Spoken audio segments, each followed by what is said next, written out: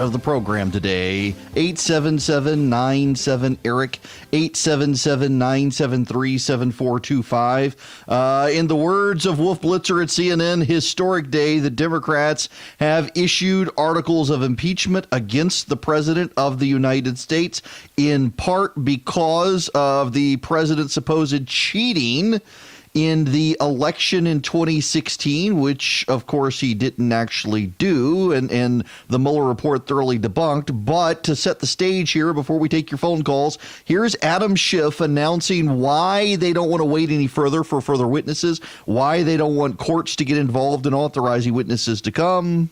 For one court decision. If it takes us another 8 months to get a second court or maybe a Supreme Court decision, people need to understand that is not the end of the process.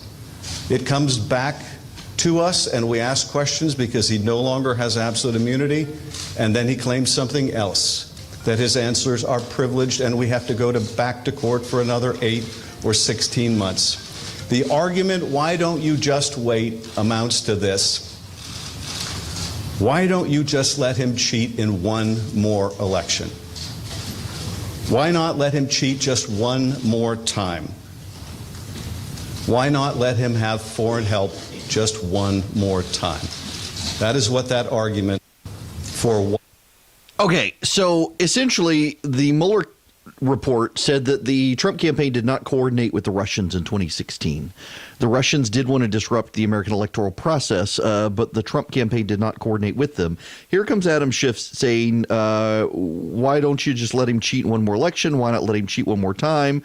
Why not have foreign help just one more time? That presumes then that Adam Schiff believes President Trump did cheat in 2016 and did coordinate with the Russians, though the Mueller investigation is clear that he did not. The Russians certainly did want to undermine the election, and by the end of the election, certainly wanted to hurt Hillary Clinton and help Donald Trump. But there's no evidence the Russians rigged the election. There's no evidence they stole the election. There's no evidence that the Trump campaign coordinated with them. What there is evidence of is Hillary Clinton was a crummy candidate who didn't go to Michigan, Pennsylvania, Wisconsin like her husband told her to, and lost herself the election. Had she gone to those states, she might have been able to pull it off. So essentially, the Democrats are admitting they are impeaching the President of the United States for a mythology from 2016. That's why they're impeaching him. Doug Collins was on with Fox News here just a few moments ago. I grabbed the audio while we were in commercial break. That's the allegation. Number 2, obstruction of Congress. He is not above the law, says Chairman Nadler. Back to Doug Collins. You were listening, and your reaction now, sir, on the Republican side. Well, it's just amazing. I saw nothing, but it's very telling that they all walked off stage and didn't answer a question. That, to me, is really telling. Why would the Speaker of the House, you just announced articles of impeachment. You had your 5 committee chairs. You had Adam Schiff.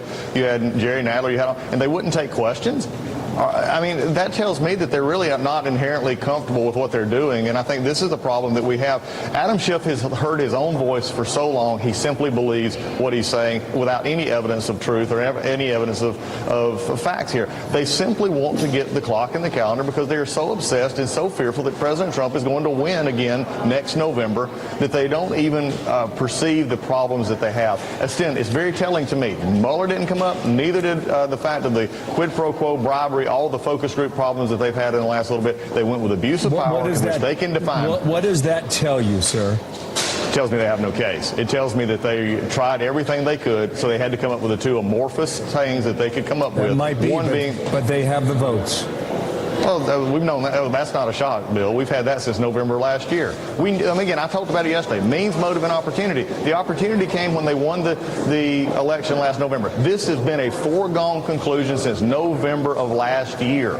Don't make any mistake about that. That they were, as soon as they had the majority, they were going to do this, and they tried everything possible. We went from Whitaker, we went from Kavanaugh, we went to Mueller. Remember, my chairman who ran to be chairman saying I'm the best to handle impeachment in November of last year, and his first 2 things is he was caught overheard saying I'm going to impeach the president and Kavanaugh. I mean, this is a man who is obsessed with not serving the public or defending his oath of office. He's obsessed with impeaching the president, and he drug everybody else with him. One more question here. Adam Schiff said we could go to. No. We'll leave it there. That was Doug Collins. Now, to the phones, 877-97-ERIC, 877-973-7425. Jimmy, you're going to be up first. Welcome. Good morning. How are you? I'm good. I had a quick question for you. I don't understand why nobody on the Republican side, at least that I've not seen, have asked the Democrats, why don't you want to find out if there's something going on with Biden? Well, Is there a okay. problem there? You know, I'm glad you raised this issue, Jimmy. Did you know yesterday, Doug Collins, a congressman from here in Georgia, began that discussion on the while the Democrats were arguing over articles of impeachment, raised that issue, and ABC, CBS, and NBC, all of which were covering the hearing live, left and went to commercial break when Doug Collins began talking about Joe Biden and Hunter Biden. And the Democrats, of course, want nothing to do with talking about the Bidens. I got to tell you, I really do think that Biden is the Democratic nominee at this point. The other Democrats are too divided, and this issue is going to come back to get him in 2020. Biden is having to come out now and say that Hunter Biden is going to do nothing internationally while his dad is in the White House. And how can his dad enforce that? I have no idea. Thanks very much for the phone call, Jimmy. In fact, here's the PBS had a panel of reporters, not pundits, but the panel of reporters on PBS last night. Listen to this. Mika, I think, is onto something. The Republicans have not yet been able to get to their arguments, but wait, it's coming after the break. The familiar refrains about the aid was actually delivered, that that President Trump had a tougher policy than did President Obama. Hearsay and all the other arguments about corruption that have become so familiar. I also think that while it may not have been illegal or even inappropriate, perhaps, for Hunter Biden to have been taking a monthly retainer from Burisma, I do think that sort of clouds the atmosphere of whether it was proper for President Trump to inquire about corruption. I think that is something that is sort of stuck out as I've sort of talked to people outside of Washington and the rest, and it's a simple fact that people don't quite understand. I even heard Vice President Biden sort of struggling to answer that question in an interview on HBO last night. So that sort of hangs out there, and I think makes things that much more difficult for the Democrats to make their case. It does make it more difficult for the Democrats to make their case. They're going to have a hard time.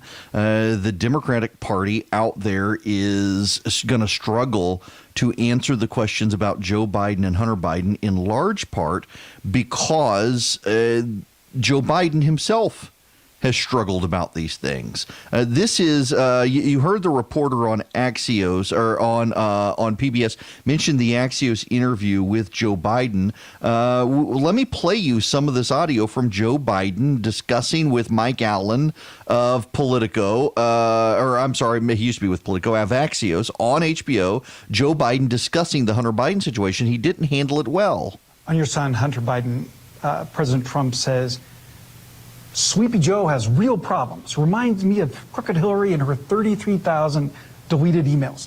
A lot of the Ukraine charges about you have been debunked and were unfair. There's one thing that a lot of Democrats even do wonder about, and that is Hunter Biden, your son, was getting paid a lot of money to serve on the board of a Ukrainian energy company facing serious corruption charges. You were the vice president running point on Ukraine. The average Joe hears that and says, that sounds fishy. What's your understanding of what your son was doing for an extraordinary amount of money? I don't know what he was doing. I know he was on the board. I found out he was on the board after he was on the board, and that was it. And there's nobody... Well, you've had a lot of time. Isn't this something you want to get to the bottom of? No, because I trust my son. But that doesn't pass the smell test. Like when you're vice president, isn't there a higher standard? Don't you need to know what's happening with your family? Don't you need to put down some guardrails? Unless there was something that was, there was something on its face that was wrong. There's nothing on its face that was wrong. So look, if you want to talk about problems, you know, let's talk about Trump's family. I mean, come on. This is... These guys are amazing. So you think that everything that happened was kosher? You know there's not one single bit of evidence. Not one. Biden is pointing his anything done with hand towards Mike Allen. You know that, but you keep asking me these questions. It's okay. You're doing what you have to do. But I'm not worried about it. Look, the American public knows me. Last one on this. Say you're elected, you're in office. What guardrails would you have to be sure that your son, your brother Jimmy, doesn't do anything to trade on the family name? They will not be engaged in any foreign business because of what's happened in this administration. No one's going to be seeking patents for things from China. No one's going to be engaged in that kind of thing. So no foreign business for your Correct. relatives in office. That was Axios interviewing Joe Biden. Here's okay. I realize I will be accused of being a partisan when I say this, despite, well, I'm in the fun position of hating them all these days. All of them. Just politics has gotten gross. But can I just say, and I think I'm being objective here. Your mileage may vary. Objectively, I think Joe Biden has now had, 3 months? October, November, December? Really? September, October, November? He's had 3 full months minimum to prepare for this line of questioning. He's had 3 full months minimum to prepare for this line of questioning, and he can't do it. He can't answer it. He can't talk about it. He can't engage with it without getting mad. And I understand the protectiveness, the willingness to protect his son. I get that, particularly given his son's battles with his own demons. I get the protective nature of a dad wanting to protect his son. But Joe Biden is running to be president of the United States, and he can't answer questions about his son without getting defensive. And there's a reason for that you need to understand. It is because Americans intuitively understand that when a president has a son, or when a vice president has a son who is getting wealthy off his dad's time in office, it reflects poorly on the father. And Biden, as vice president, had a son who was doing these things. And his son already gave an interview where he said he told his dad what was going on. And Joe Biden has said his aides did not tell him it was wrong. Why do you need to be told that it's wrong? Listen, if my son, I'm on radio statewide in Georgia. If my son were to go out to businesses in Georgia and try to recruit them as clients, if they had business before the legislature, and say, I'm not going to lobby for you, you put me on your payroll, and my dad's going to talk you up on the radio, and all the state legislature listens, that would be wrong. Now, my kid's just turned 11 yesterday, so it's not going to happen. But if he did, that would be wrong. If I had a child who went out and told businesses, put me on your payroll and I'm going to talk you up to my dad so that you get favorable treatment by my dad because you're taking care of me, it may not be criminal, but it would be wrong. The Democrats are making a case that the president needs to be impeached largely because he did nothing criminal, but he did something wrong. He did something that was abusive in office. He did something that was an abusive office. He did something that no president should do, and that any reasonable person should recognize no president should do, and that in so doing he was securing for himself and his family personal gain. That's what Hunter Biden did. He didn't do anything criminal. There's no allegation that Hunter Biden did anything criminal. What he did is he traded on his father's name to enrich himself, and there are allegations, in fact, that he talked up these companies that were paying him to his father, to whether or not they actually got favorable treatment, to attempt to get them favorable treatment. There's no evidence they got favorable treatment because they were paying Hunter Biden. But the Democrats want to impeach the president for doing abusive, unethical things that were not illegal. And they want to ignore the Joe Biden stuff. The president of the United States is not going to ignore this. And this, I think, is the thing. Just take this away from this conversation. The Democrats impeaching President Trump ensure that the Hunter Biden stuff is going to be a big issue next year on the campaign trail. And the fact that Joe Biden has had 3 months minimum to prepare for answers to the questions and can't do it without getting combative does not bode well for the Democrats. Erick Erickson gives you the information you need and the truth you demand.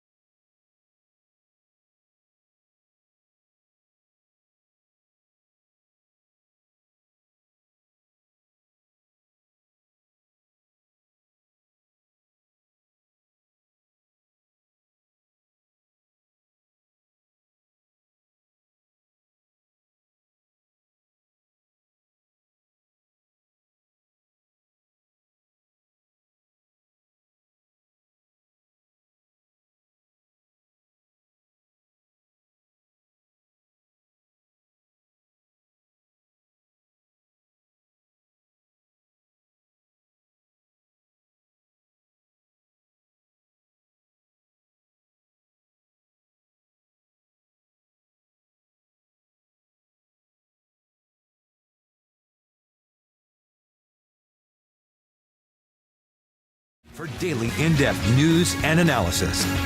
If you weren't here in the first hour, I did say I thought it was notable that after several months of Democrats claiming the president is operating concentration camps along the southern border, operating concentration camps is not one of the articles of impeachment. Yeah. So maybe there are no concentration camps at the southern. Actually, I put this on Twitter. I tweeted out, remarkable, the Democrats are not impeaching the president for operating concentration camps. I guess they're okay with them, or maybe they made it all up. And several Democrats have responded, well, it's comprehensive. They're going to impeach him on something. As opposed to, they've been lying to you. There is a stunning contrast in Washington today that I think is really amazing. The Democrats are actually going to hand the president significant legislative victories in the House of Representatives today. Everyone's so focused on impeachment today and the press conference and the articles of impeachment. And in fact, the Democrats are going to pass the USMCA, the revision with the Mexico-Canada, United States-Mexico-Canada agreement, and they're going to pass a Paid Family Leave Act that Ivanka Trump has wanted. They're going to pass both of those things today while also impeaching the very same president who will sign those things into law. Will that make those measures illegitimate? They say this is an illegitimate president, and yet they're treating him as if he's legitimate. Reminds me of the Democrats here in Georgia treating Brian Kemp as some sort of illegitimate governor, and yet they're trying to curry favor with him on all sorts of things around the state. So, yes, Democrats will be passing USMCA. And I got to tell you, reminds me of the Everett Dirksen quote. Everett Dirksen was the Senate Republican leader. This is attributed to him by all sorts of people, but it has never actually been confirmed that he said it. It's one of my favorite quotes about American politics, though. There are two parties in Washington, D.C., the stupid party and the evil party. Every once in a while, the stupid party and the evil party get together and they do something that is both stupid and evil. And that's what the press calls a bipartisan accomplishment. There are two parties in Washington, D.C., the stupid party and the evil party. Every once in a while, the stupid party and the evil party get together and they do something that is both stupid and evil. And that's what the press calls a bipartisan accomplishment. Or today they'll call it the USMCA and the Paid Family Leave Act. I'm philosophically opposed to the federal government mandating paid family leave. I'm sorry. I know it makes me a heartless jerk, but I'm philosophically opposed to the federal government mandating paid family leave. I think it is a nanny state big government program that drives up the cost to companies that then impacts their not only bottom line, but their ability to hire people. But that's okay. I'm in the minority. I realize it. You know, when I was a political consultant and would run candidates for office, I would always tell them, know when you think you're right and everyone else thinks you're wrong. Know when you're in the minority, but you think you're right, and understand that. So I can take a position, understand I'm in the minority, and still believe I'm right. But that should put in perspective how I go about talking about it. Now, I'm not running for office, so I can just be blunt with you. I think it's a terrible idea, and I realize I'm in the minority. Oh, we need to let the mommies stay home and raise the babies, and then go back to work. Here's the problem, though. You're in a high-profile job. You're an executive at a company, and you take paid family leave, and then you start complaining that they're bothering you at home. Well, you know what? You chose to be in a high executive position and make yourself an indispensable person. Don't be surprised when your Fortune 500 company decides you actually are an indispensable person and continues to bother you while you're on paid family leave time, whether you're a mama or a daddy. I saw somebody the other day complaining about this online, that they were on it. It was a guy who was taking spousal leave after a newborn, and he was complaining that his company called every day to check in. His assistant was calling with things to get his feedback on, and he was complaining that he was on leave. I'm sorry, but you're the guy who wanted that promotion to get into that particular position where you're now relied on by an entire company for your judgment on things, and you want to take several months off with no communication with the office. You can't do that. No company can sustain itself that long if you do that. But I realize I'm in the minority and it makes me a bad guy, blah, blah, blah. When we come back, we need to talk about the Richard Jewell movie, please. It's getting all sorts of buzz out there, including from here in Georgia with the AJC.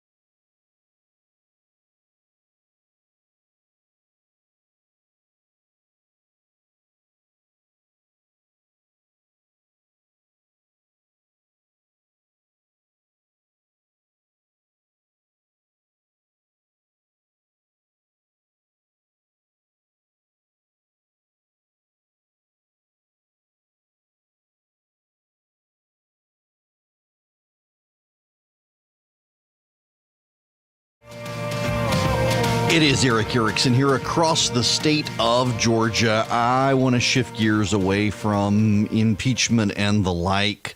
And we'll get back to that. We'll take your phone calls as well, 877-97-ERIC, 877-973-7425. But I want to spend a moment on the Richard Jewell movie, and I want to be a little, I want to be, exercise some discretion in how I talk about it, and I'll be upfront and in full disclosure with you. I do an evening radio show on WSB in Atlanta, and it is owned by the Cox Media Group, and our flagship station for this show as well is WGAU in Athens, where my show comes from to the rest of you. It is also owned by Cox, and the Atlanta Journal-Constitution is owned by Cox. So it is a sister media outlet to the outlets that pay my bills. So I want you to know all of that as far as conflicts of interest, disclosure, and everything else going into this. Clint Eastwood has a new movie coming out, Richard Jewell. It is about Richard Jewell, the hero of the 1996 Olympics. For those of you unfamiliar with the story, in 1996, a man planted a bomb at Centennial Olympic Park.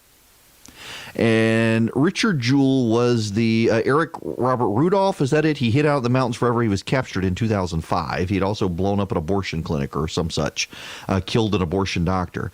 But Richard Jewell was the security guard at Centennial Olympic Park during the bombing, and he saw the backpack in which the bomb was and called it in and began getting people out of the area. I think one or two people were killed. A number of people injured, but Richard Jewell was a certifiable, genuine hero. He saw the bomb, did exactly what his training called him to do, and got people out of the way. Now, Richard Jewell was not a police officer. He worked as an independent contractor, I believe, through a security firm, and had idolized police and law enforcement, and that became an issue. And there were some within the FBI and the media who suspected that Jewell had manufactured the bomb in order to make himself a hero and to gain exposure and notoriety. And there were many news outlets that ran the details of what the FBI suspected, including at the AJC. And the Richard Jewell wound up suing them all. The case against the AJC went on until Jewell ultimately died of a heart condition. And a lot of his cases were dismissed, including, I think, the AJC case wound up ultimately going nowhere for him. But he was ultimately vindicated and declared a hero by multiple outlets and people. He was redeemed. But in getting Richard Jewell to that point, it is flat out undeniable that media outlets savaged Richard Jewell's reputation. And frankly, I don't think it is disputed that local media outlets in Georgia also played a role in casting doubts on Richard Jewell. And reporters will tell you, and they will argue until they're blue in the face, that they weren't actually casting doubt on Richard Jewell, that the FBI had suspicions about Jewell, and they were just reporting that. Well, in the movie, the Richard Jewell movie, there is an AJC reporter who is featured. She's played by Olivia Wilde, and the actual reporter is now deceased. And there is a suggestion that she had sexual relations with the FBI agent, and that's how she got the information. Now, as it was originally portrayed, and this is, again, media outlets ran with this part of the story without having seen the movie. As it was originally portrayed, or as it was originally suggested in some media outlets, the movie shows this reporter having sex with the FBI agent, and the FBI agent telling her that Richard Jewell is the chief suspect, which she runs with, and it begins the spiraling out of control of what happened with Richard Jewell. Now, Actually, what the movie shows, according to those who have now seen the movie, is that she suggests that they should sleep with each other, but you don't actually see that on camera. It is a suggestion made, and ironically, many of the media outlets that have gone just dialed it up to 11 on a 10-point scale of outrage over Clint Eastwood made their initial claims that Clint Eastwood is going to portray this reporter as sleeping with the FBI agent to get sourcing information. The movie, according to the Hollywood Reporter, does not actually show that. The movie just says there's a suggestion that maybe this happened. That the reporter says, when are we going to sleep with each other or have sex or whatever. I'm trying to be delicate here. There may be kids in the car with you or wherever you are listening. But so it seems like some of the initial reporting from some of the initial news outlets got it wrong as to what the movie actually depicts. But there is a suggestion in the movie that maybe she did this. I got to tell you, the movie ends with a disclaimer. The AJC, the Atlanta Journal-Constitution, and Cox Enterprises is demanding a disclaimer to make it very clear that there is no evidence that their reporter slept with an FBI agent to get information. The movie actually has a disclaimer at the end of it that says that there are the history is true. What the story depicted is true, but that there are certain things within the movie that are not true, or to make the movie. And that's not good enough for the AJC, understandably so. Here's where I come down on this, and why I think this is something that we all do need to pay some attention to. It is interesting to me to see the media out now demanding clarification, demanding disclaimer, and demanding information that rights perceived wrongs about the Clint Eastwood movie that they haven't seen without seeing the movie. And it is much the same media that indisputably maligned Richard Jewell. That being said, I don't think maligning a dead reporter to tell a story is the right thing to do.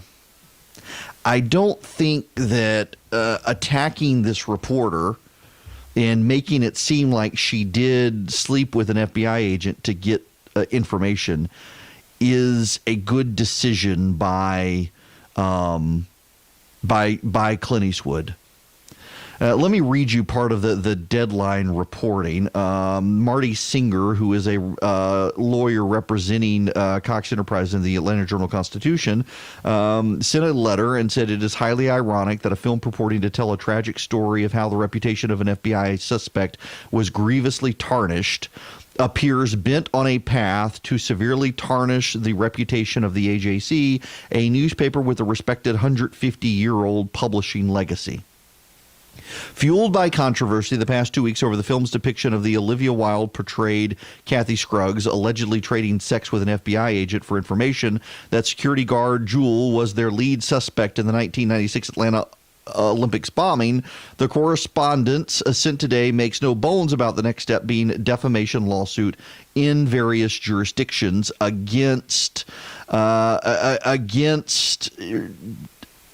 Clint Eastwood and Warner Brothers. Now, Warner Brothers is doubling down on this and saying they are prepared to fight this lawsuit against filed by the AJC. They call it baseless. This is also from Deadline.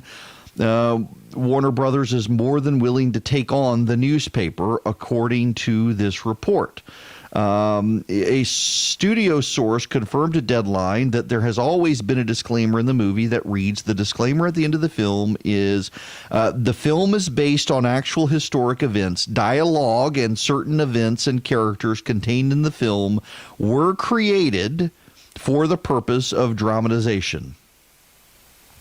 The scene apparently in the movie, by those who have seen it, does not show that that Ms. Scruggs slept with an FBI agent, but instead have her in conversation with the FBI agent. Here's the deadline paragraph here, relevant paragraph. While not explicitly showing anything, there is a scene in the film in which Wilde's character Scruggs basically asks an FBI source where they're going to have sex after getting insider information on the bombing investigation by the Bureau.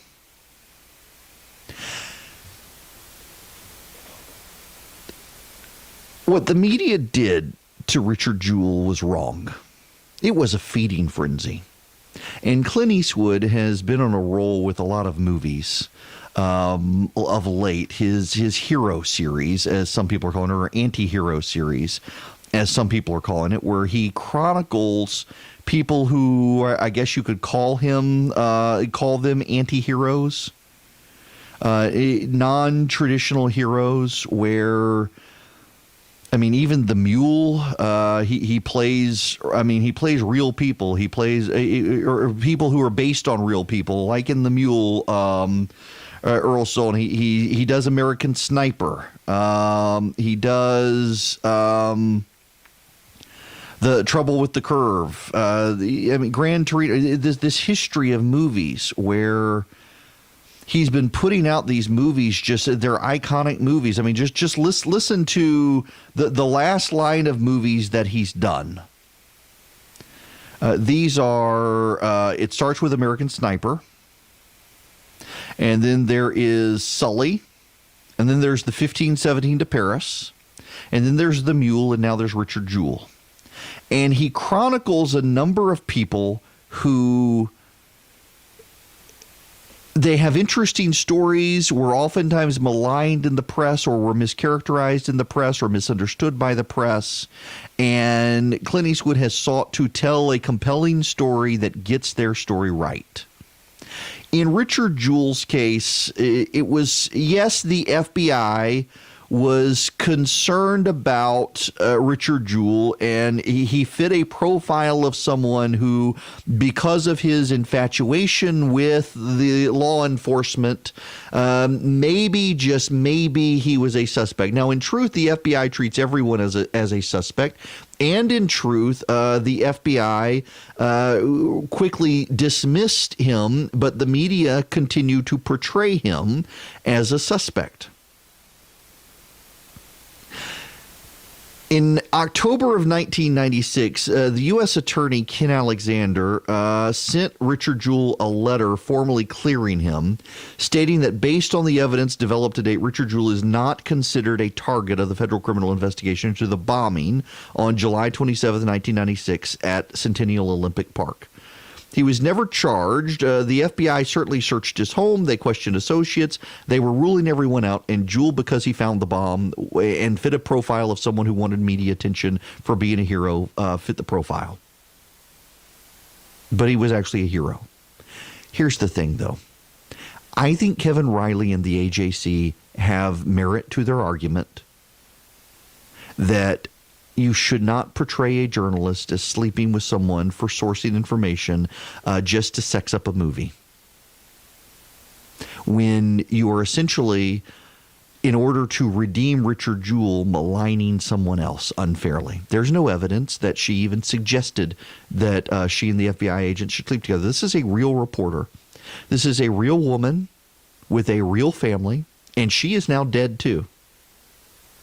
She is no longer here to defend herself, and Richard Jewell is no longer here to defend himself.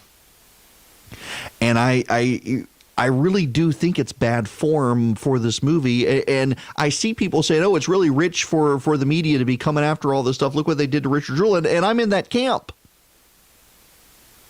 But I also think it's really rich of a movie to try to defend and rehabilitate the character and honor of a man, in part by tearing down the character of someone else who was just doing her job as a reporter, who in her reporting was actually covering that the FBI really did believe he was potentially the bomber.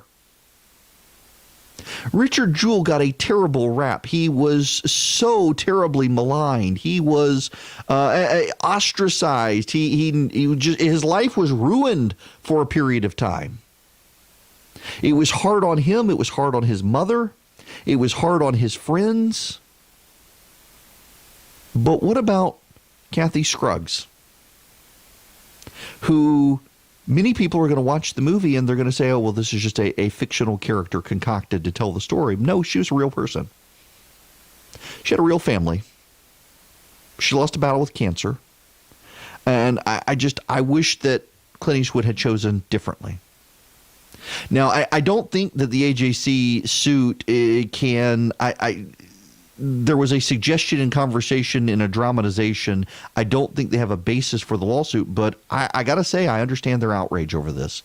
And I don't think that we need to play tit for tat. We don't need to say, well, they did it to Richard Jewell. Turnabout's fair play. No, turnabout's not fair play. This isn't grade school. This isn't kindergarten. I intend to see this movie. It is getting incredible reviews in early releases. It is a story that should be told.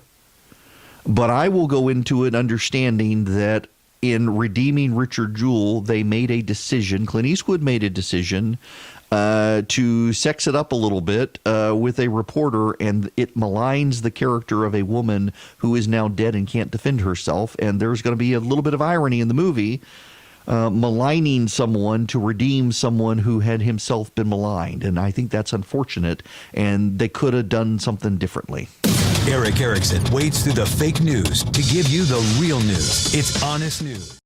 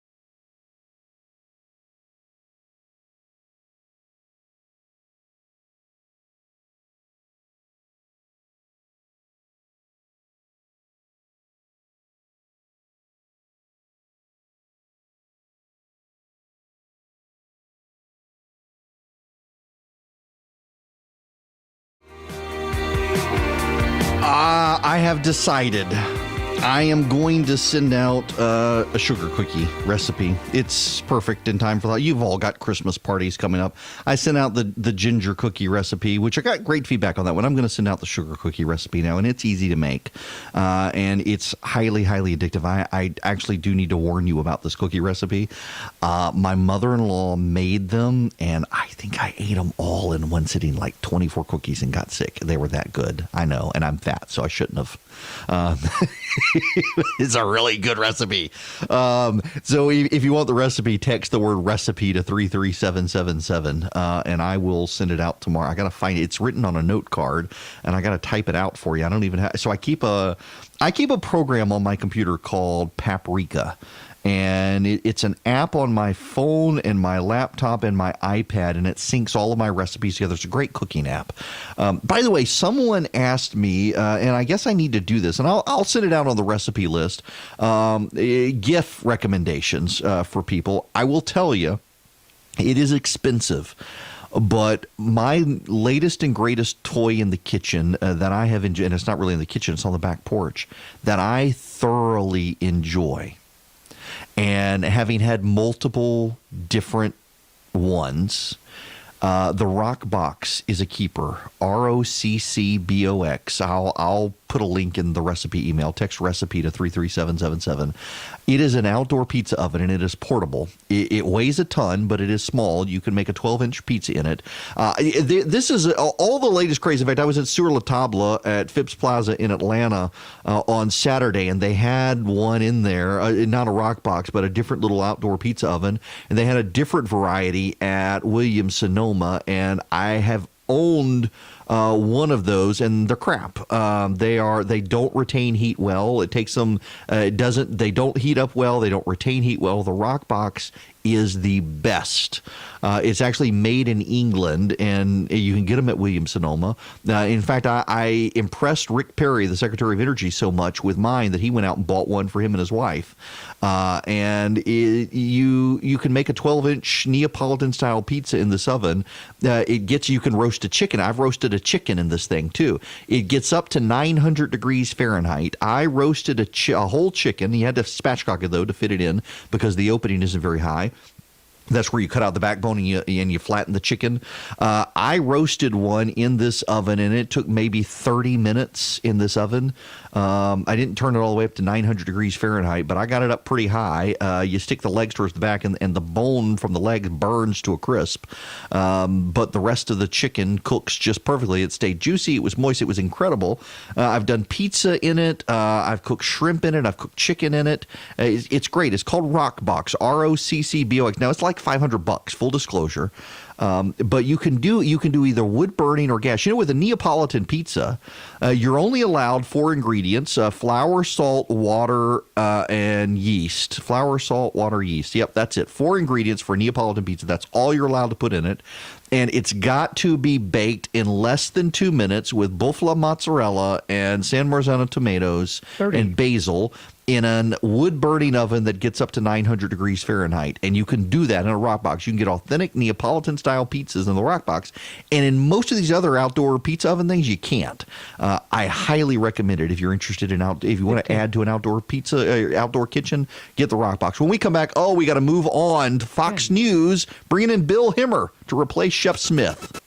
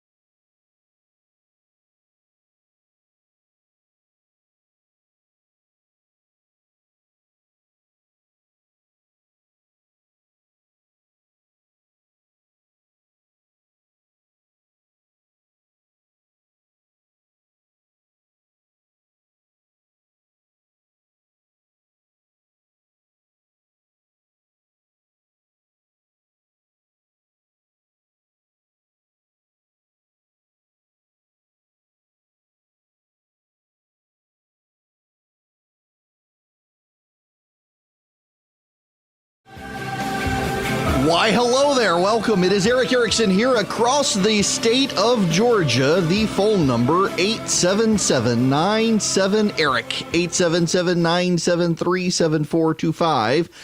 Inc.com is reporting this right now, happening now. If you have an Amazon Echo or Google Home, the FBI has some urgent advice for you. The temptation to get a machine to turn your lights on for you is very strong. It makes you feel masterful and saves you from having to get up from the sofa. There's a tiny catch about Internet of Things devices, however. They may not be entirely secure. Don't take my word for it. For devices like Amazon Echo and Google Home, they're the subject of a tech warning from the FBI. The FBI has released a slightly nerve-affecting warning. Here's what the FBI says. Digital assistants, smartwatches, fitness trackers, home security devices, thermostats, refrigerators. I'm half Cajun, half Swedish. Don't blame me.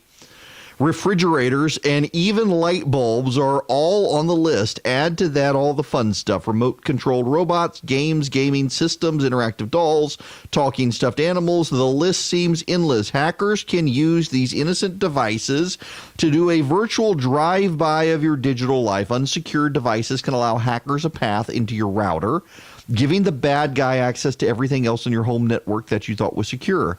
Are private pictures and passwords safely stored on your computer? Don't be so sure. Change the device's factory settings from the default password. A simple internet search should tell you how, and if you can't find that information, consider moving on to another product. Many connected devices are supported by mobile apps on your phone. These apps could be running in the background and using default permissions that you never realized you approved. Know what kind of personal information these apps are collecting and say no to privilege requests that make no sense. Secure your network. Your fridge and your laptop should not be on the same network. Keep your most private sensitive data on a separate system from your other IoT devices. IoT is Internet of Things. You know, I've been having this conversation with my friends about the Internet of Things. The Internet of Things is the things in your house that are randomly connected to the internet, and it seems like there are groups out there now that try to find every which way to connect everything in your house to the internet. So I have a Christmas present coming today, and of all things, it is a toaster oven. Those of you who know me understand that this like gets in the Venn diagram of things I'm interested in. It is right smack in the center. It is called the June oven. And it is an oven that is an Internet of Things device. It is connected to the internet, and it learns. It has a camera in the oven. So you put bacon in the oven, and the camera recognizes you've put bacon in the oven. And so all you do is say you want it crispy, or my son likes bacon that is grossly limp. When we go to Waffle House, he orders limp bacon. We used to order bacon that was floppy like a fish, because that would be, when he was little, how he would describe how he liked it. And at Waffle House, they call that limp bacon. So you get limp bacon. I want the Viagra bacon. I want the bacon that is hard and crispy and is delicious. He wants the bacon that is floppy and in need of Cialis or something. Limp bacon sounds gross. It is gross, and he loves it. And seriously, I'm not making this up. He eats 3 pieces of cold limp bacon every day at school. There's something. I love my son, but I was a picky eater when I was a kid. Seriously, we grew up in Dubai, and we would travel abroad, and my mother would keep Heinz ketchup in her purse. Our very first trip abroad, we lived in Dubai, and we went to Cyprus. We went to the island of Cyprus. My mother wanted to see where St. Paul had been on the island, and we went to the island. Abby just heard the Viagra bacon. Seriously, though. The kid. So we go to Cyprus. I guess I'm 5 or 6.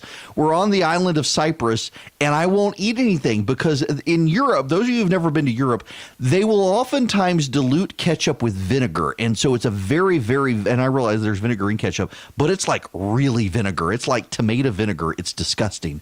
And I wouldn't eat anything. I was starving on this island. So my mother would have to carry Heinz ketchup everywhere we went. We went to a Chinese restaurant. The very first place I ever ever had sweet and sour shrimp was a Chinese restaurant on the island of Cyprus. There is your worlds colliding. And I ate my sweet and sour shrimp with Heinz ketchup in this Chinese restaurant that we had befriended a taxi cab driver named George. And George lived with his sister. They were goat herders. They would make goat cheese, and George drove a taxi, and he drove us all over the island where we could go because it was divided between the Turks and the Cypriots. But anyway, George had to take us to the grocery store to get an unopened bottle of Heinz ketchup so that I could eat on the island. And I am a picky eater. My son, however, puts me to shame. He eats floppy like a fish, limp bacon. He eats chicken nuggets. He'll eat home chicken nuggets. He'll eat chicken nuggets from Chick-fil-A. He'll eat chicken nuggets from not the Burger King by our house, but by another Burger King. And he'll eat chicken nuggets from McDonald's. He'll eat peanut butter and jelly toast.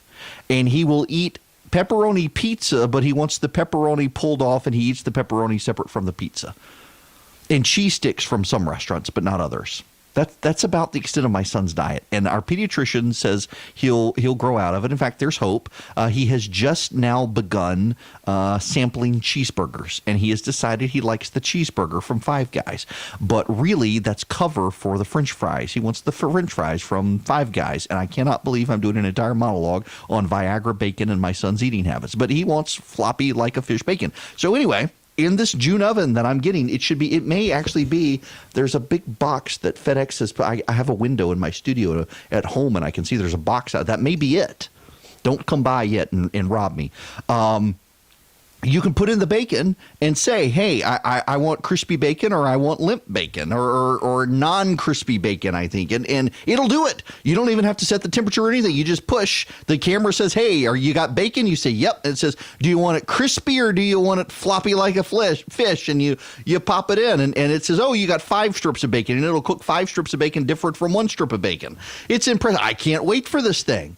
We use a regular toaster in our house. My wife's been wanting a toaster oven, and I couldn't find a good toaster oven, and Cooks Illustrated recommends the June oven as like its favorite toaster oven, smart or not smart. So I figure, hey, what the heck, I'll get it. It was on sale, so I would get it. But it's an Internet of Things device, and so it connects via Wi-Fi to June, and it constantly gets new updates. So every once in a while you get a software update, and suddenly your June oven does new stuff, which is kind of cool, actually. You can dehydrate stuff. It's now an air fryer as well. It does all sorts of stuff. But I get the reason for an Internet of Things toaster oven, but why do you need your refrigerator connected to the internet?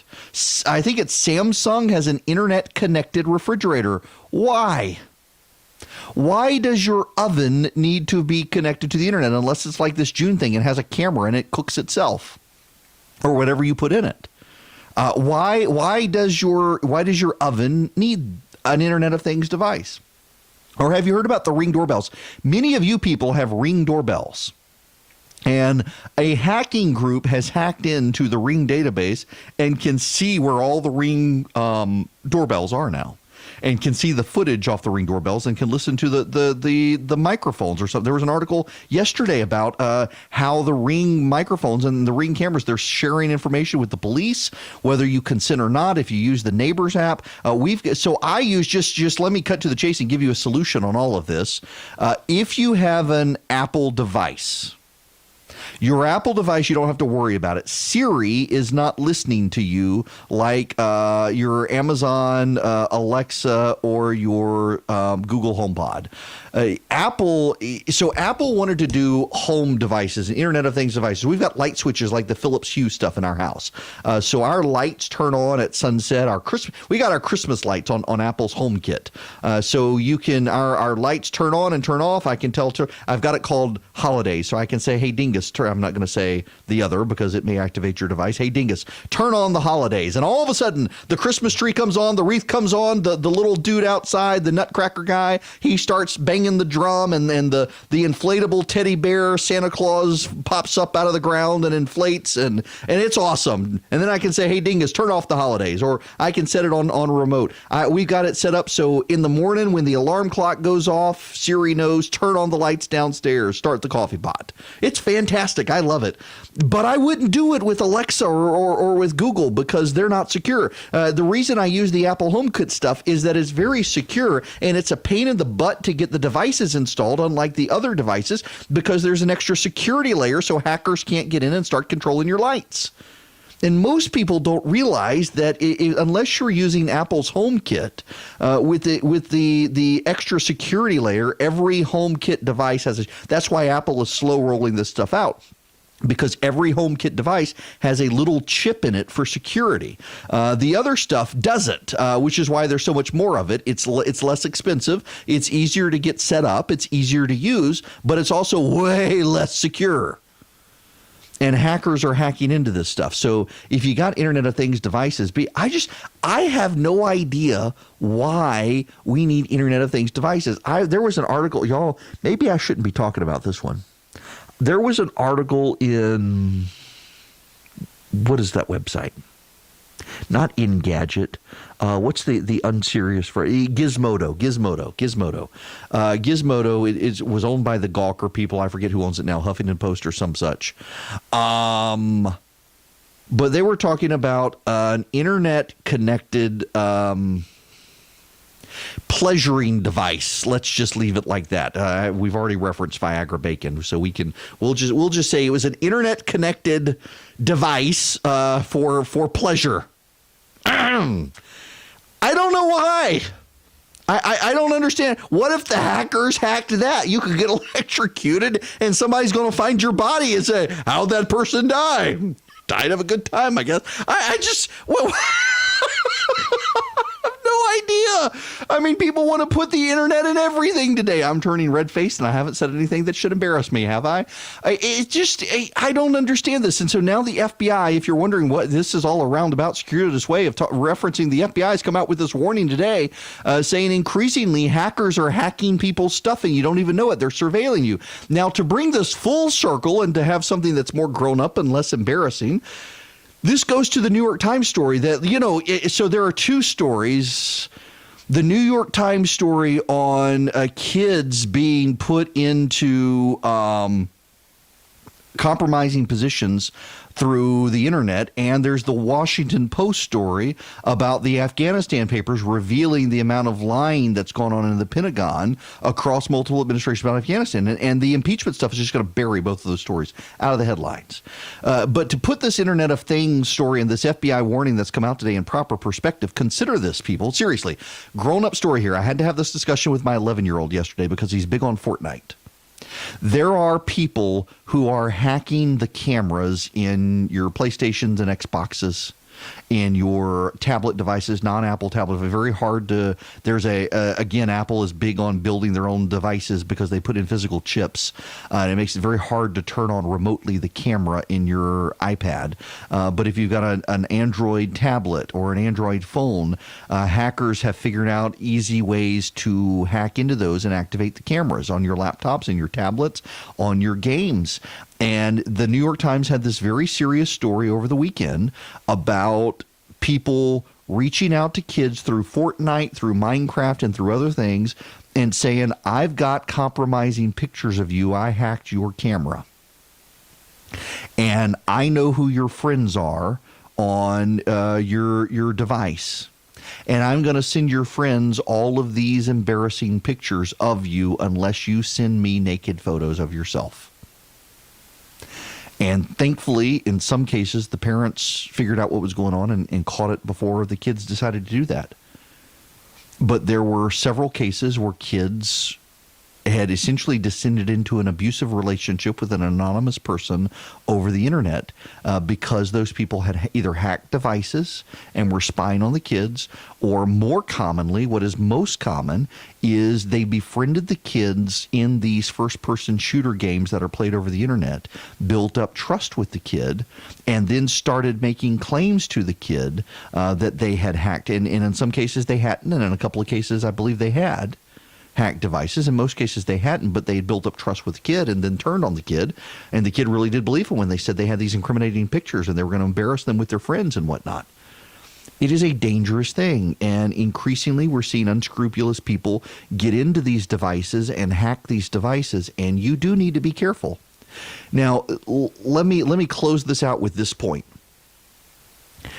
Many of you, like me, probably, if you are in the least bit tech savvy, have probably purchased some of these for your elderly parents because you recognize the convenience of your parent being able to say, hey, Dingus, turn on my lights, or hey, Dingus, call my daughter because I fallen on the floor or something. You need to make sure their devices are secure, because they're going to get hacked, their information is going to get compromised, and the hacker's going to know they're old, and they're not going to come through their Amazon device or their Google device. They're going to come through the phone, and they're going to pretend they know the person, and they're going to raid that person's bank account. And so get serious and understand, if you have these internet devices in your house, if you're getting them for Christmas, be mindful of this. I was at the bank the other day, and they were like, no, this is a while back. I was at the bank, and there was an elderly woman in there whose grandson had taken all of her money out of her checking account without her permission. And it was the woman's preacher there with her demanding the bank make her right. And that's happening within a family, and it happens every day across this country. Elder abuse, kids taking advantage of older parents and grandparents, and it's increasingly happening with these Internet of Things devices. I'm not telling you they're bad and that you shouldn't take them out of your house. I would be a hypocrite if I did, because I got a lot of them in my house. But just be mindful that they're there and the capabilities that a stranger can get a hold of them and use. And also, eat crispy bacon. Don't eat limp bacon. Erick Erickson gives you the information you need and the truth you demand.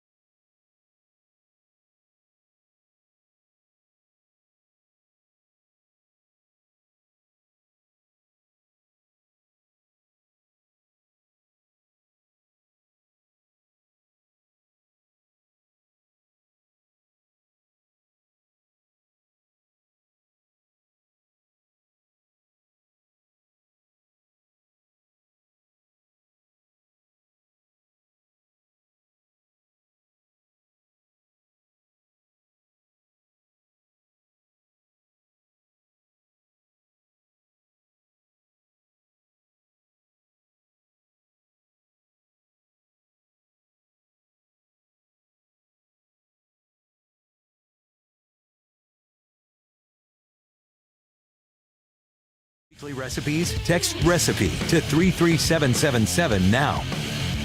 It is Erick Erickson here. The phone number, if you want to be a part of the program, 877-97-ERIC, 877-973-7425. Charlie says I was too rambling and didn't get to the point of the last monologue, and I should apologize to everyone for wasting your time to wait for the end of the monologue to tie it all together and get to the point. You know, most people are their own chief critic. Not with me. Nope. I've got my wife and Charlie to keep me humble. Now he's going to text me angrily. I have to give him a hard time to keep him humble. My buddy Dan McLaughlin, Baseball Crank on Twitter, writes for National Review, and he's got a series of tweets I want to read for you very quickly. I can't read that text. I can't read that text now. He's dropping bad words at me. I never said that, he says. Whatever. Okay.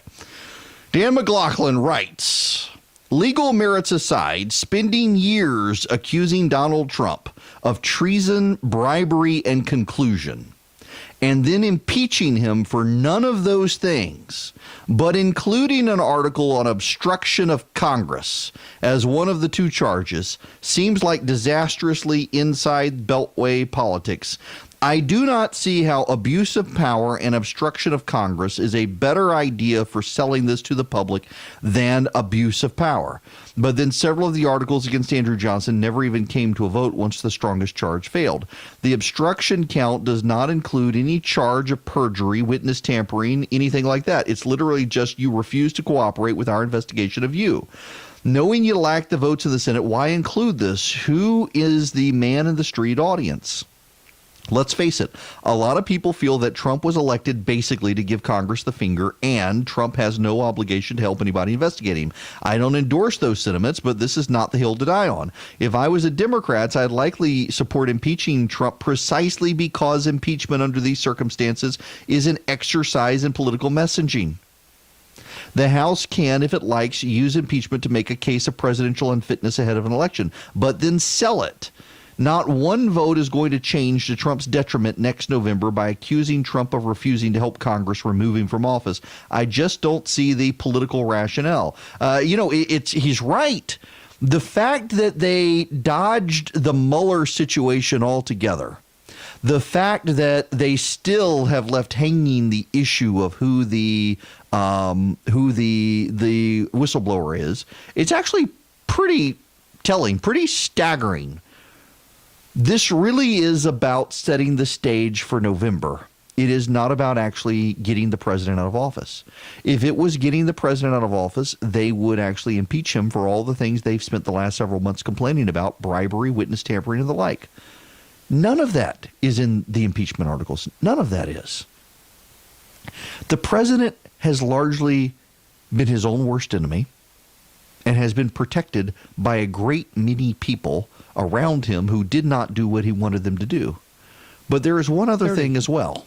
The president of the United States also has the Democrats on the other side, and they keep screwing things up. The president is blessed by enemies as incompetent as the Democrats when it comes to stuff like this. It makes no sense that they've done what they've done. It really doesn't, and yet that's the road they're going to go down.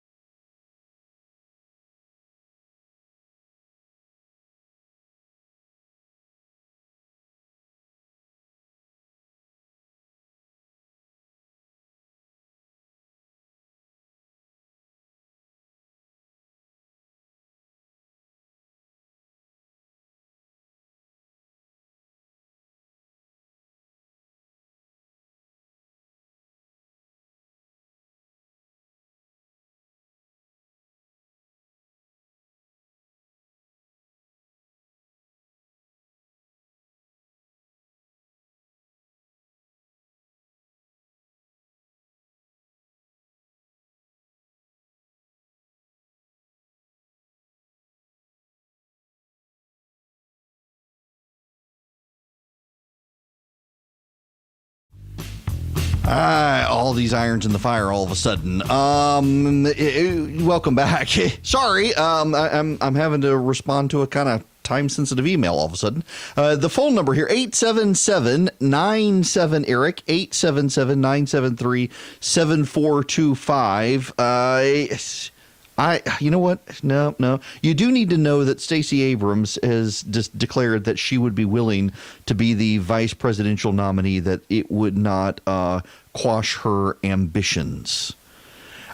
Being a Georgia show for people in Georgia, broadcasting from Georgia, let me spend just a moment on this with Stacey Abrams. And I haven't wanted to talk about Abrams a lot. There have been stories out there, a lot of people attacking her, for example, over a film deal she got. God bless her for it.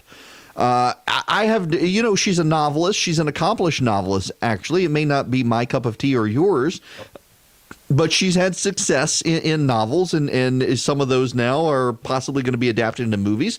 I would say, inarguably, it is because of her notoriety now as a candidate, whether she won or lost as a candidate for office, who galvanized people on the left, a lot of whom are in Hollywood, but God bless her for making a living with it. I don't fault her for that at all. I see conservatives blowing up Barack Obama, saying he's somewhat hypocritical for buying a multi-million-dollar house on Martha's Island.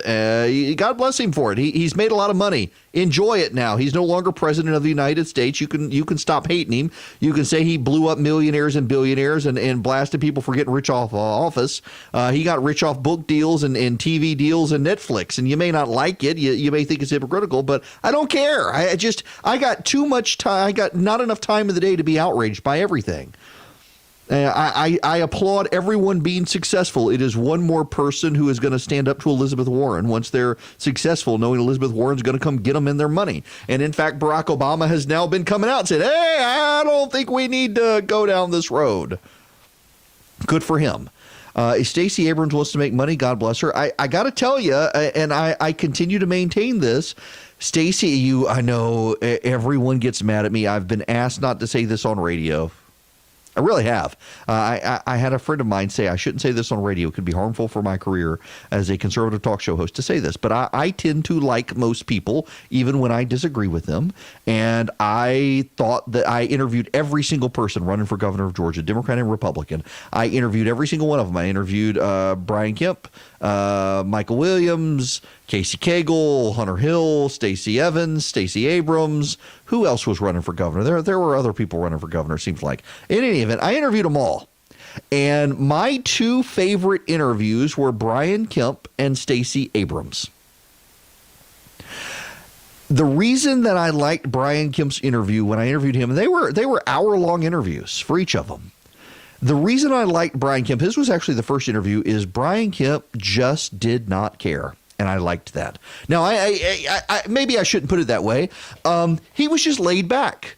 He was there to run for governor, but he was going to tell you what he thought, matter-of-factly. He was just going to tell you. He came in jeans and boots, wore a dress shirt and a blazer, but jeans and boots. Most everybody else came in suits, and most everybody else sat on the edge of their chair as if that I was going to ask them the most game-changing question. He just laid back in the chair, kicked out his legs, and we had a great conversation and just about life and politics and policies and who he was and where he came from.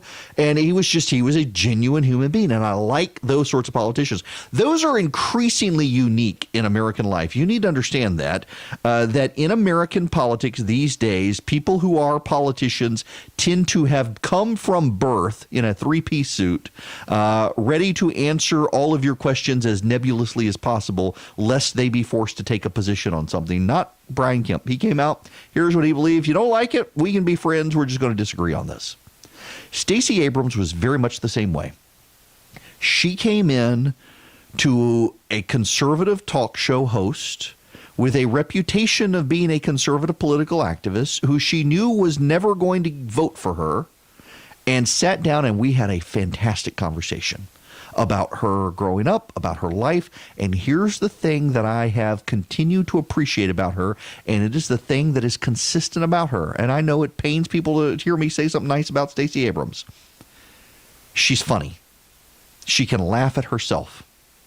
It is one thing for a politician in America to be able to laugh at someone else. It is a rare politician to be able to laugh at themselves. You would be surprised at the number of politicians who will not make a joke at their own expense. And she made lots of jokes at her expense, and I found it endearing because I've been around enough politicians and have done enough interviews over the last 20 years that I can tell when someone really believes what they're saying and is authentic about it and is willing to open up and be vulnerable in public. And she was, and Brian Kemp was, and they were unique in that regard. They were willing to crack jokes on themselves. They were willing to be open. They were willing to be vulnerable. They were willing to say they didn't have all the answers. That was another thing that struck me. Comparing, and I don't want to go into attacking other candidates, but I interviewed other candidates, Democrat and Republican, who could not bring themselves to utter 3 words. Those 3 words were, I don't know. Abrams and Kemp were willing to. And I find it refreshing when a candidate, whether I agree with them or not, is willing to say, you know what, I don't have all the answers.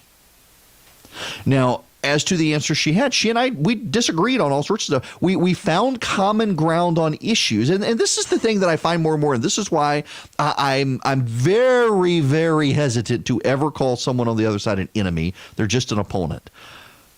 There were a number of situations where she and I could look at a situation and say, objectively, this situation is bad, but we had different solutions. Her solution always involved the government, and oftentimes my solution would be leave it alone. It's a problem, but there's nothing the government should do about it. One of those issues is one of the latest concerns of Democrats nationwide is what they call a food desert. It is yet another moral crisis, and the Democrats have gotten really good at everything is a moral crisis. Climate change is a moral crisis. Income inequality is a moral crisis. Prison population is a moral crisis. Everything's a moral crisis. Food deserts are a moral crisis. So you wonder, what is a food desert? It is a grocery store with sand? No.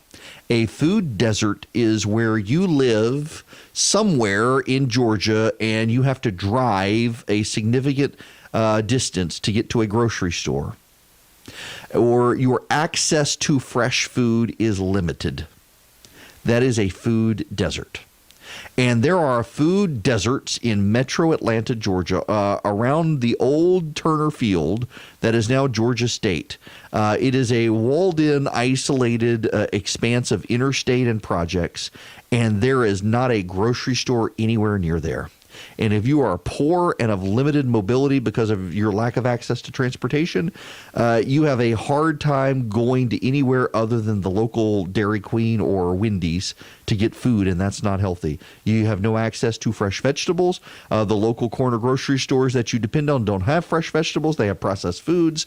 And believe it or not, the scientific evidence does show that eating on the perimeter of the grocery store, the fresh fruits and vegetables, the fresh meats and the dairy is better for you than the processed foods. But you go to the little corner grocery store, you're going to get lots of processed foods, and maybe there's some milk that's not expired. That is a food desert. You move to rural Georgia. You may have an Ingles 30 minutes away from you, and that's the best you can do. Now, Stacey Abrams, you know what? I want to be hesitant because it's been a long time since we had the interview. But essentially,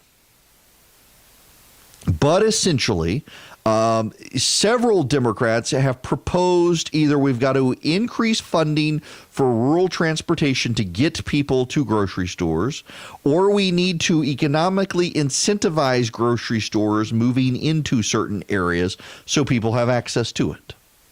That is a Democratic solution. I don't want to put words in Stacey Abrams' mouth. I think that was one of hers, was expanding transport in rural Georgia. Spending government money to expand transport in rural Georgia. What is my solution? My solution as a conservative is, yes, this is a problem, and believe it or not, there are long-term health impacts of people eating lots of processed food and no fresh food and not having access to it. But you know what? People make a choice to live in a rural area, and I see no reason that the government needs to get involved with taxpayer dollars to set up transportation systems that you may or may not use to get thee to the grocery store. And if anything, by setting up a system where you are relying on the government to transport you to a grocery store for you to do your grocery shopping, you are increasingly then unreliant on family, friends, church, and local community. And I personally think, as a conservative, one of the worst things our government has ever done in history is, in terms of societal impact overall, is to decrease people's dependence on local community structures, be they churches, civic groups, family, friends. You can now live your entire life suckling Uncle Sam's man boob and never have to rely on family, friends, or church again. And if that paints a horrible picture in your mind and you're going to have nightmares over it, I apologize, but it's the truth. We have way too many people who have become dependent on government in rural and urban areas, and as a result, we're seeing community breakdown because no one needs to be dependent on their community anymore. If everyone's dependent on Uncle Sam or the state of Georgia's taxpayer dollars to improve their existence, then they have no incentive to build a church community or a local civic community that replaces a church community, or keep their family close, or incentivize their family to play a part in their lives. We got a bunch of people who live in rural Georgia where their kids and relatives have packed up and left, and they have no network of friends or anyone else. They've become unplugged from church. And are they hurting? Yes. But the solution is not to have the government nanny come check on them and drive them to the grocery store. The solution is to help them build relationships within their local community. Incentivize that. Frankly, it's not even the government's role to do that. It's the role of local churches. But local churches have no incentive to do that because the government's already competing. So all of this is to say that Stacey Abrams and I, we can look at different issues and we can share a concern for the issue, but because she's on the left and I'm on the right, we arrive at different solutions. I would not vote for her, she would not vote for me, but that does not mean I can look at her and think that she's the enemy. No, she's just a political opponent. She and I disagree. I think that her policies would be harmful to the state of Georgia. She thinks my policies are harmful to the state of Georgia, but we can break bread together, and when we don't talk politics, enjoy each other's company. I would hope. We did on stage. We had a great conversation, and it was great to have someone who can laugh about themselves and the silly things their parents have done. Well, she's given this interview now, and she has said that she would be perfectly happy to be a vice presidential pick, that she would not diminish her ambitions overall to be a vice presidential pick. I got to tell you, I have a hard time believing that anyone on the Democratic side would pick Stacey Abrams to be the vice president. Now, maybe if they want a wild card sensation, yes. But let's put this in perspective. And again, I don't mean disrespect here, and nobody get offended on the left now who might be listening.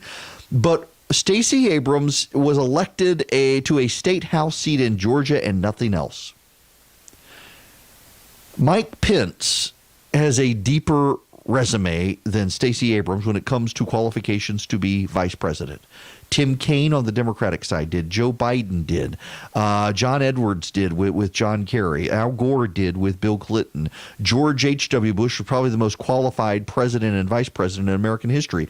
Dick Cheney with George W. Bush was also highly qualified to be vice president. He had been a member of Congress. He had been a defense secretary. He had been a CEO of a major Fortune 500 corporation. Stacey Abrams rose to be a minority leader in a House of Representatives representing a small area of Georgia. That does not qualify one to be vice president. If you are to be vice president of the United States, the chief criteria for your job is that if the president keels over dead tomorrow, you could become president of the United States. In terms of rallying the base, perhaps Stacey Abrams is a legit pick. But in terms of persuading independent voters that you've made a reasonable pick who could become president of the United States, I don't know that that's the case. And then, frankly, there is a liability issue on the Stacey Abrams front for Democrats, and that is that she has taken some very progressive positions, including allowing illegal aliens to vote and things like that. And that, I think, would actually hurt the Democrats on the campaign trail when that stuff came out. There was a lot of opposition research that Brian Kemp did not use on Stacey Abrams that if she were the vice presidential pick would come out. I don't think it's going to happen. I do ultimately think that Stacey Abrams benefits by having this buzz about her because she very much wants a do-over. Whether she was or not, and I don't think she was, there was no voter suppression. In fact, I see people railing on this article where she says this, Jonathan Capehart from the Washington Post, saying, well, she can't win in Georgia. We need a vice president who can win. She can't win in Georgia because they'd suppress the vote in Georgia again. The mythology on the Democratic side that Stacey Abrams lost because of voter suppression as opposed to she just lost because there are more Republicans who turned out and voted for Brian Kemp. They really believe this. Even PolitiFact has come out and said there's no evidence of voter suppression. There's no evidence. In fact, there was a record black turnout in Georgia. There just happened to be a lot of Republicans who voted too. But if she was to become the vice presidential pick for the Democrats, there would be a vetting, and I don't know that it would go well ultimately because of her positions. And I got to tell you, you and Stacey Abrams and I, we can disagree on all sorts of stuff. And I think the Democrats would be making a mistake if she were the vice presidential pick, but I think the buzz helps her because she really wants to run against Brian Kemp again. She really does think that the race was stolen from her, even though I don't think it was. But you can say all that. You can take that position. You can ultimately arrive at, I disagree with this person, but she's actually a likable person. And I know it's heresy in this day and age to say stuff like that, but I continue to believe I got to say stuff like that because I got to remind you that just because you disagree with someone on politics in this country does not make that person your enemy. It may make them your next door neighbor who you just don't know what their political views are because you're much more interested in cheering on the Braves together. Which, if Stacey Abrams were vice president, we would have a vice president who cheered on the Braves. Well connected and well respected.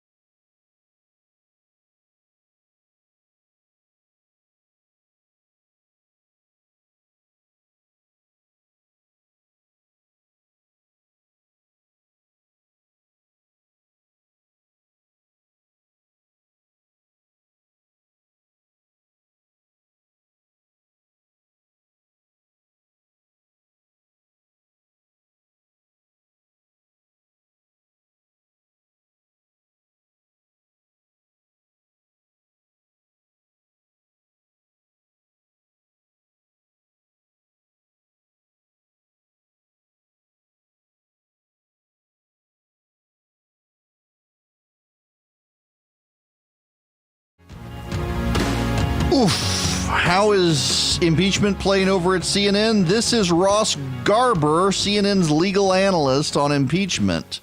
Ukrainian officials to American officials, and he's overstepped his bounds, including through tweets in the past week. So that conduct is not okay, and it's part of why I've been critical of what the Democrats have tried to do here.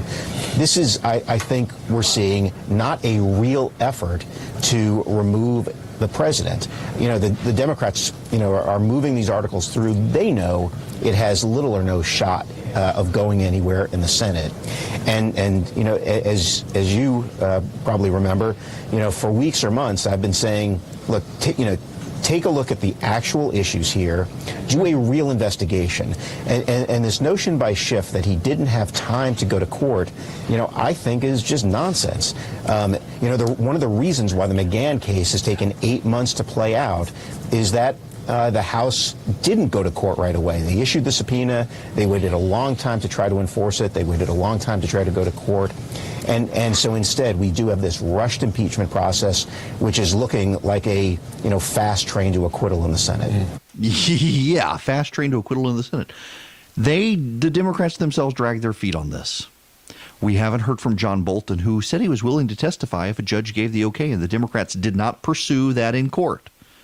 They didn't go after getting Russ Vought from Office of Management and Budget to testify. They didn't go after Mick Mulvaney to get him to testify.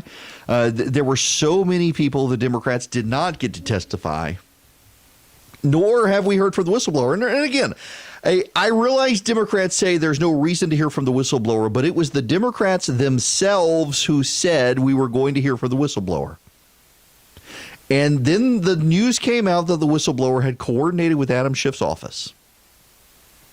And they don't want that guy to be under oath answering how long he coordinated, why he coordinated, and what he coordinated about.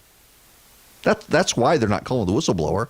It has nothing to do with him being revealed or not. There is we now pretty much know who the whistleblower is, but also there's no protection in the whistleblower statute from being identified. And the Democrats were adamant that we would hear from the whistleblower, that whistleblower, too, would appear in the secure room. No one would know who the whistleblower was. They would be able to do it. Republicans would be there, all of that. And then suddenly it came out that the whistleblower had coordinated with the Democrats.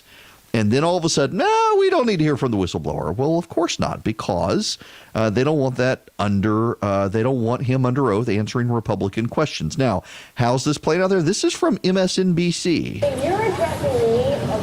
Hey there, Hallie. Exactly. So perhaps unsurprising after all these months of being at rallies and talking to the president's fiercest supporters who maintain that the president did nothing wrong, we caught up with them right after that press conference you referenced earlier and talked to them about their feelings of these two articles of impeachment. Folks basically were defiant and dismissed them, which is something we've heard time and time again. But the overarching theme has to do with exactly the reason we're here today in Hershey, and that is because of the president's re-election campaign. These supporters actually believe that the impeachment headlines from today will only harden his support heading into 2020. Take a listen to what a few of them told us ahead of the president's rally tonight.